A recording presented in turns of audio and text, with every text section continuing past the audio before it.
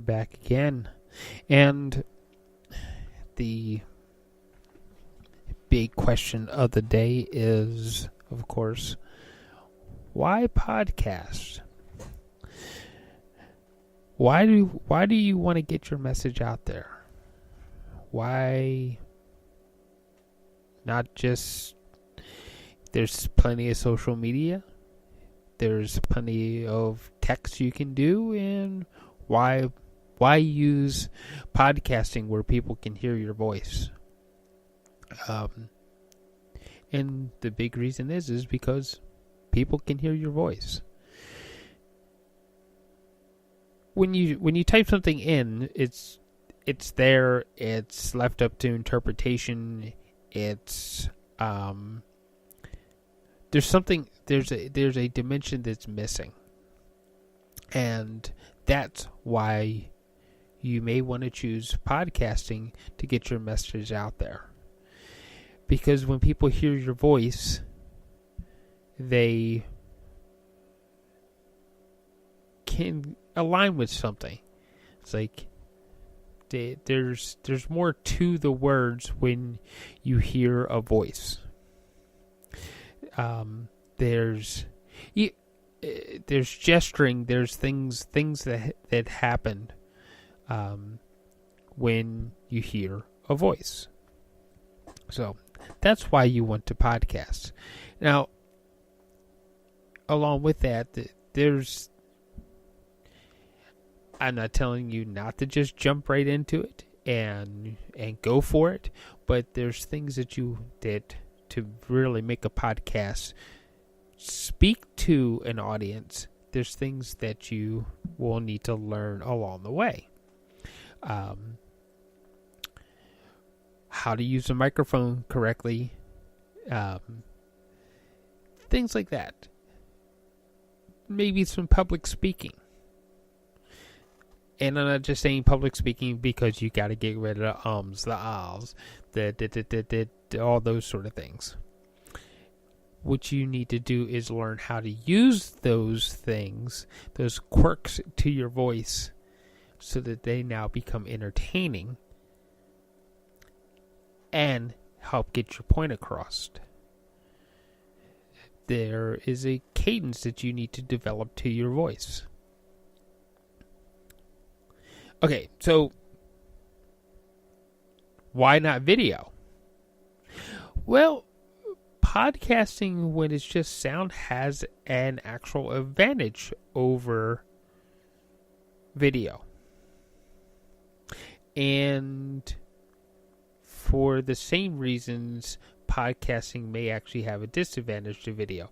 It depends on what it is that you're trying to do. But for the most part, I like podcasts, I like radio, and that's the point. Podcasting is an extension of radio. And radio captivates people because what are you doing right now? What are you actually doing right now? And you're still doing it, but you're listening to me. Video, you actually got to stop everything you're doing and watch the video. And that is the advantage of radio or podcasting. I can hold your attention while you may be doing something else. Yes, the human brain can actually multitask. You can do something with your hands while you listen to something else. And believe it or not, in some cases, that means that because you're doing something else, that your hands are actively doing something else, that your brain might become more open to the words that I'm saying to you. So that's why podcasts over video. Okay, for the obvious reasons, I have to actually describe something that would be visual to you. Whereas in video, I can just show it to you. Okay. that does have its advantages at times, but not always when you're just talking about your message or you're just trying to get people to know that you have an answer to a problem. You don't have to have the visual. Now, if you're demonstrating that supercar as it flies down the track, the whole 1,000 horsepower idea, yeah, me telling you that the tachometer did something isn't the same as actually seeing it.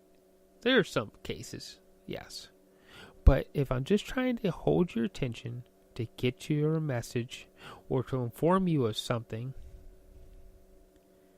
then my voice is enough. And you can be doing something else while you are listening to me. So, the next few of these rants are actually I'm going to be kind of educating you on the fine points of how to podcast and how to pick a good podcast system that matches what it is that you're trying to do. Yeah. I know. I have a podcast system, and yes, I would love it if you were to put your podcast onto Depictions Media. That would be great, but I may not be the right fit.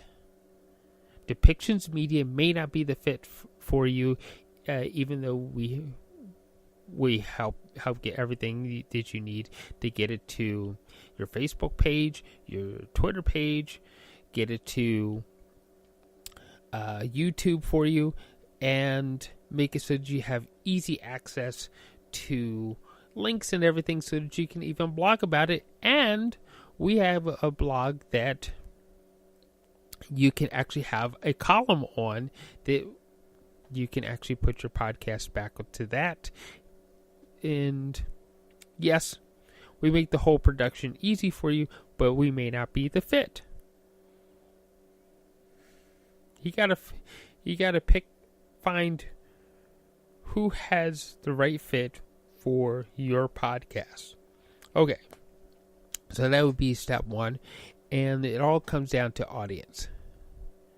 Whose system is going to attract the audience that you actually need?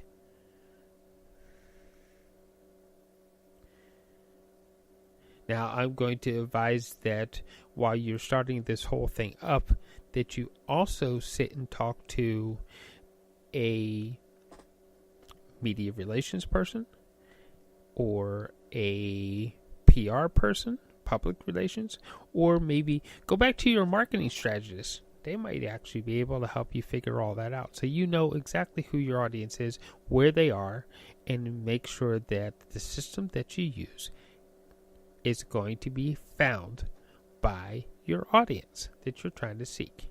Because you don't have the right audience, you're going to have one heck of a time attracting people into your business. Because that's part of the reason why you wanted the podcast to begin with. For those of you who are coaches, speakers, and things like that, you probably want to have the podcast so that people get used to hearing your voice, and that you can use that to attract speaking engagements to you.